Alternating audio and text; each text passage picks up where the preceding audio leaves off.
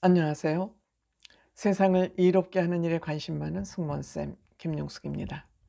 KBS 7 예능 같이 삽시다. 박원숙 씨가 중심이 된 예능이라 할 수 있습니다. 박원숙 씨 남의 집에서부터 시작된 예능이 인기가 많습니다. 시청률도 금주에 한 6.0%, 정동원 군이 출연했을 때는 굉장히 시청률이 7점 몇 %인가가 나왔었습니다. 2주 동안 연속 시청률이 높았었습니다. 이번 주에는 이금희 씨가 게스트로 나왔습니다. 이금희 씨를 초청한 사람은 혜은이 씨입니다. 혜은이 씨하고 이금희 씨의 인연은 아침마당을 통해서 인연이 됐다 그럽니다. 저 또한 아침마당을 한 1년 좀 넘게 하면서 이금희 씨와는 좀 각별한 인연을 갖고 있는 사람이죠. 제가 방송을 하면서 느낀 점은 이금희 씨는 소통의 끝판왕이다. 정말 뜻 듣기 달인이다. 공감의 끝판왕이다. 이런 수식어를 붙여도 부족함이 없는 그런 이금희 씨입니다. 그래서 모든 국민이 이금희 씨 하는 거 아닌가 생각합니다. 그래서 오늘날에 이금희 씨가 있는 거 아닌가 하는 생각을 하게 됩니다. 이금희 씨가 출연해서 이런저런 본인의 얘기를 비교적 솔직하게 털어놨습니다. 그래서 이금희 씨 얘기를 좀 시작해 보도록 하겠습니다. 시청하시기 전에 빨간 구독 버튼, 좋아요, 알림 버튼 설정해 주시면 감사하겠습니다. 고맙습니다. 이금희 씨가 아직 결혼을 안 했습니다. 결혼을 안 했습니다. 그래서 이금희 씨가 같이 삽시다에 나와서 얘기한 것은 이금희 씨의 결혼 문제, 또 아침마당을 하차했던 그 충격적인 내용, 그다음에 이상형이 정우성 씨라는 그런 내용이 우리 시청자들이 보기에는 관심사항이었습니다. 또한 본인의 롤 모델은 송혜 선생님이다. 송혜 선생님 많고 90이 되도록 방송 진행자로 활동하고 싶다. 이런 내용을 털어놨습니다. 혜은이 씨가 그 결혼을 아직 못한 것은 아마 그동안에 좀 사랑의 아픔을 조금 간직하고 있었던 것 같습니다. 30대 초반에 결혼하고 싶었던 남자가, 본인이 하고 싶었던 남자가 있었는데 그 남자를 떠나보낼 수밖에 없었던 것 같습니다. 그러니까 본인이 좋아했던 사람을 놓치니까 이때 좀 상처가 크지 않았나, 데미지가 있지 않았나 그런 생각이 듭니다. 그때 그 상대방 남자가 어머니가 돌아가시고 굉장히 방황을 하면서 아마 잠수를 탄 것 같습니다. 그러니까 정년기를 놓치니까 그리고 또 그 사람이 머리에 지워지지 않으니까 두 번째 남자를 만나도 마음을 얼른 줄 수가 없죠. 머리에 딴 사람 생각이 있으니까.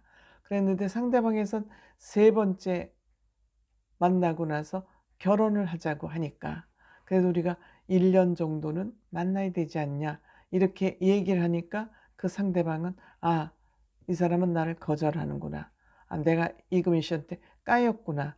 왜 이금희 씨는 좀 유명인이니까. 그래서 아마 자존심이 상해서 돌아선 것 같습니다. 그렇게 해서 결혼을 해야 될 나이에 결혼할 만한 사람들을 놓치고 나니까 자연스럽게 결혼을 못한 걸 거야, 안 한 걸 거야. 이렇게 첫사랑을 보내고 나니까 아마 못했을 것 같습니다. 그 데미지가 굉장히 사람으로서는 잊혀지지 않죠. 사람에 대한 그 인연을 끊기는 굉장히 힘들죠. 그래서 이상형이 누구냐니까 정우성 씨라 그러죠. 정우성 씨가 잘생겨서가 아니라 그 멋진 사나이 냄새가 풍긴다. 특히 정우성 씨가 연극을 보고 이 연극을 조금 큰 데를 옮겨서 하고 싶은데 돈이 없어서 못한다니까 돈이 얼마나 드냐 하니까 얼마가 든다 그러니까 바로 가서 그 돈을 연극하는 후배들을 위해서 붙여줘서 그 연극을 화려하게 할 수 있었다는 그 멋진 그 모습을 그리면서 정우성 씨 같은 사람을 그린다. 너무 이상이 또 큰 거죠. 그러니까 어차피 이금희 씨는 이제 결혼하고는 점점 멀어진 거겠죠. 그래서 이제 이렇게 결혼하고도 멀어지는데 이금희 씨는 아침마당이 인생의 하여튼 대들보 같은 그런 역할을 했을 겁니다. 그런데 갑자기 그것도 한 18년 동안 진행해 오던 그 아침마당에서 하차를 하게 됩니다. 그때 그 하차는 제가 뭐 뒷얘기를 좀 들어보면 출연료 문제였던 것 같습니다.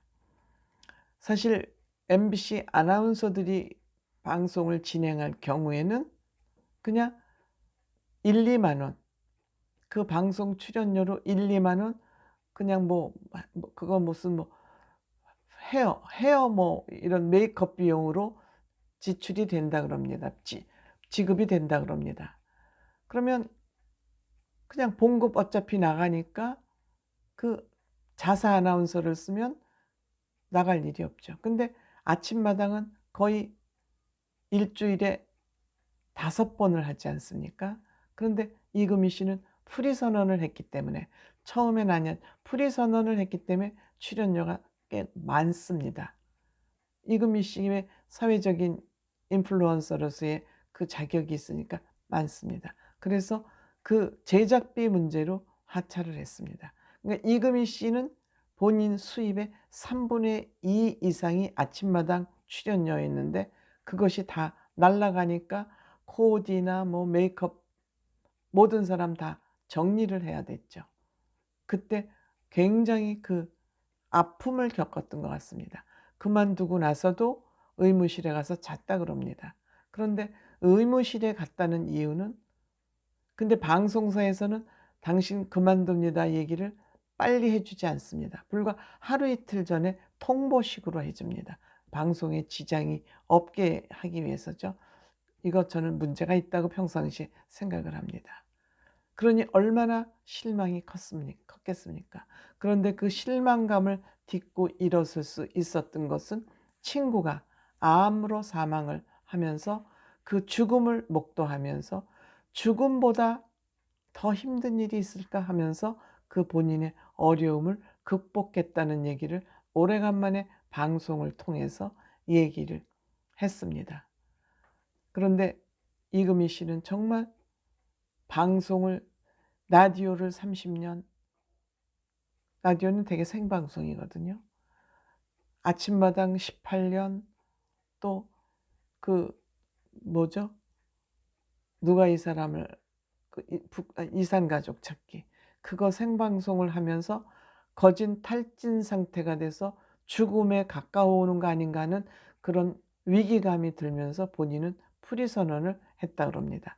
그 프리 선언을 하고도 계속 이제 아침마당을 해오면서 아침마당을 내려놓게 됐으니 얼마나 실망감이 컸겠습니까? 그래서 그 본인의 그 힘들었던 얘기, 본인이 결혼을 못했던 얘기를 같이 삽시다에 나와서 후련하게 다 털어놨습니다. 그리고 앞으로 예능도 좀 하고 싶다 그러죠. 그 예능에 이제 좀 관심을 기울이면서 시작된 것이 갓파더의 해설 아닌가 이렇게 생각을 해봅니다. 어쨌든 대단한 방송인이 이금희시다 이렇게 평가해도 크게 부족함이 없을 것 같긴 합니다. 고맙습니다.